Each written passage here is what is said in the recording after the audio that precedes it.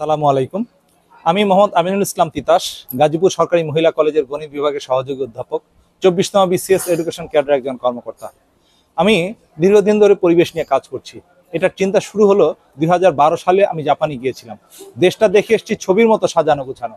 ওদের রাস্তাঘাট এত পরিষ্কার যে আমাদের ড্রয়িং রুম এত পরিষ্কার না, অথচ কোথাও কোনোদিন কোনো ঝাড়ুদার চোখে পড়েনি। কিভাবে এমনটি হলো?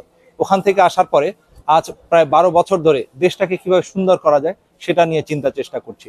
তারই অংশ হিসাবে আমি পরিবেশ পরিচ্ছন্নতা নিয়ে, যে আমি রাস্তায় রাস্তায় বেড়ানোর এরকম আরেকটা ট্রলি আমার আছে, সেটা নিয়ে আমি গাজীপুর শহর থেকে শুরু করে গোটা দেশের কয়েকটি জেলায় আমি বেরিয়েছি।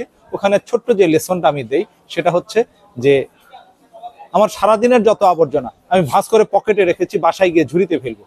এতে আমার পকেটটা নোংরা হয়নি, আমি কোনো খারাপ কাজ করি নাই, বরং একটা ভালো কাজ করেছি। কারণ এটা যদি রাস্তায় ফেলতাম রাস্তাটা আরেকটু নোংরা হতো। এটাই সবাইকে জানাতে চাই যে এই small change makes a big difference. আপনার আমার সামান্য পরিবর্তন আমাদের সমাজে ব্যাপক পরিবর্তন এনে দিতে পারে। সারাদিনে যে দুটো একটা আবর্জনা ফেলি, আজ থেকে কেউ যদি না ফেলি তাহলে আবর্জনা আসবে কোত্থেকে? কুড়ানোর প্রশ্ন আসে না। এই জিনিসটাই আমি বিভিন্নভাবে বলে বেড়াচ্ছি। এটা নিয়ে আমি 2020 সাল থেকে এই একটাই জিনিস নিয়ে আমি মুভ করেছি গোটা দেশে। এরপরে 2020 সালে যখন করোনা আসলো, এই করোনার লকডাউনে যখন একবারে পুরো ঘরের মধ্যে লকডাউন হয়ে থাকলাম, তখন আমি আরেকটা জিনিস নিয়ে চিন্তা করা শুরু করলাম। আর এই চিন্তাটা শুরু হচ্ছে যে যারা করোনায় সিভিয়ারলি অ্যাটাক ছিলেন তাদেরকে অক্সিজেন, তারা নর্মাল বাতাস থেকে অক্সিজেন নিতে পারছিলেন না, তাদেরকে হাসপাতালের আইসিইউতে নিয়ে ভর্তি করা লাগতো। আর একজন রোগীকে আইসিইউতে রাখলে তার 24 ঘন্টায় বা একদিনে অক্সিজেন বিল আসে প্রায় 5,000 টাকা। এই জিনিসটা আমাকে ভাবিয়ে তুললো যে একজন মানুষ বাঁচার জন্য যদি দিনে 5,000 টাকার অক্সিজেন লাগে, তাহলে আমি জন্মের শুরু থেকে আজ পর্যন্ত কত লক্ষ কোটি টাকার অক্সিজেন নিয়েছি এটা কখনো চিন্তা করি না। এটা নিয়ে আমি কিভাবে মানুষকে সচেতন করা যায় যে এই যে একটা ফ্রি অক্সিজেন পাচ্ছি, আর আর এই অক্সিজেনের ফ্যাক্টরি হচ্ছে সেই গাছ। এই গাছটা কিন্তু আমাদের প্রকৃতিতে দিনে দিনে খুব দ্রুত আকারে কমে যাচ্ছে। তো এটা কিভাবে বাড়ানো যায় সেটা নিয়ে চিন্তা শুরু করলাম। এখানে আমি দুটা থিম ব্যবহার করেছি, একটা হচ্ছে সামাজিক দায়বদ্ধতা আর একটা হচ্ছে ধর্মীয় অনুভূতি।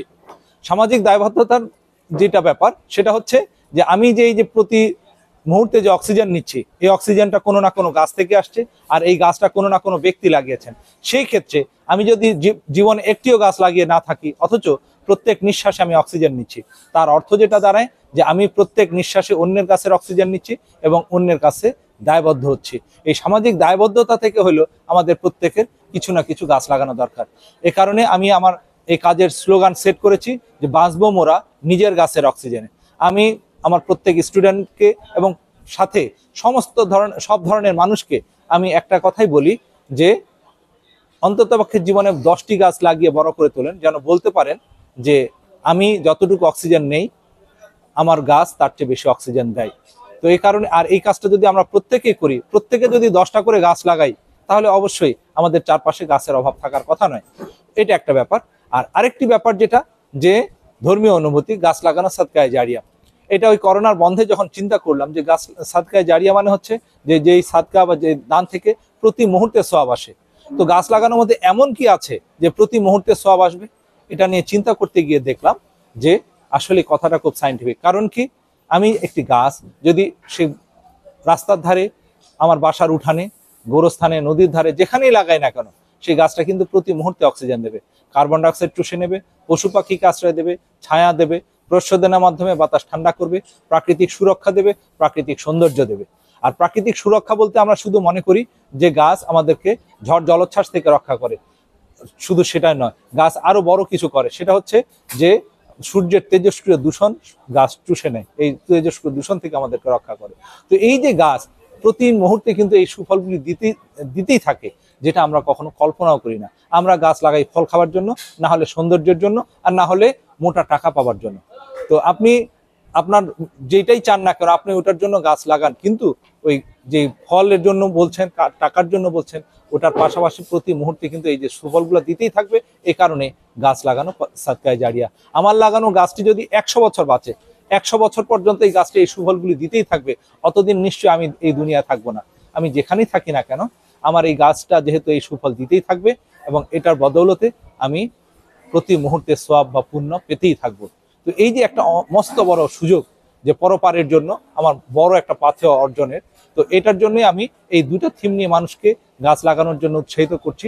এখানে মোট টোটাল পাঁচটা পোস্টার আছে, যে এখানে এপাশে আছে, তারপরে এপাশে এখানে স্টুডেন্টদেরকে আমরা কিভাবে অক্সিজেন ব্যবহার করছি, কার্বন ডাইঅক্সাইড ছাড়ছি, আর গাছ কিভাবে কার্বন ডাইঅক্সাইড ব্যবহার করে অক্সিজেন ছাড়ে, এটা স্টুডেন্টদের শিক্ষার জন্য আমি এখানে অ্যাড করেছি।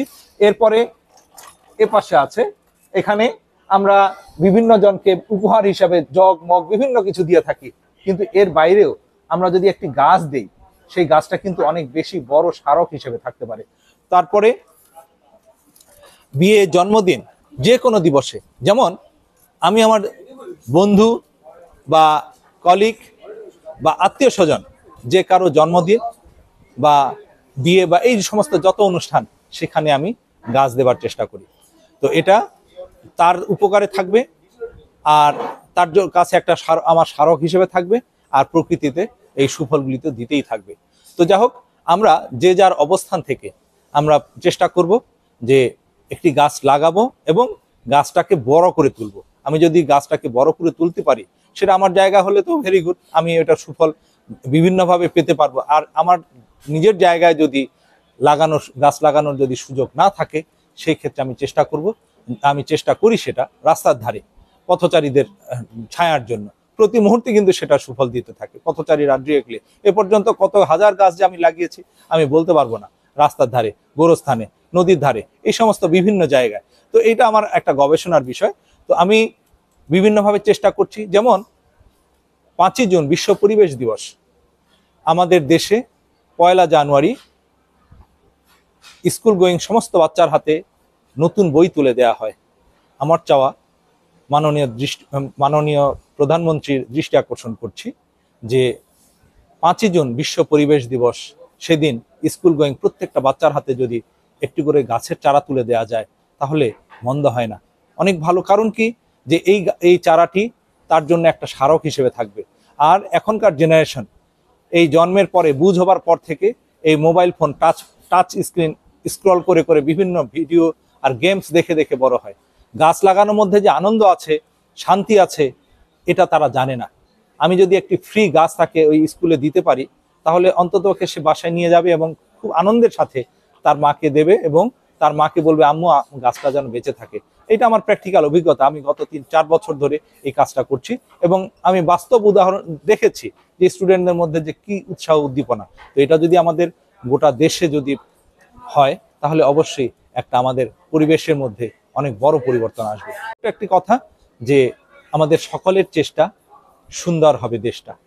ধন্যবাদ।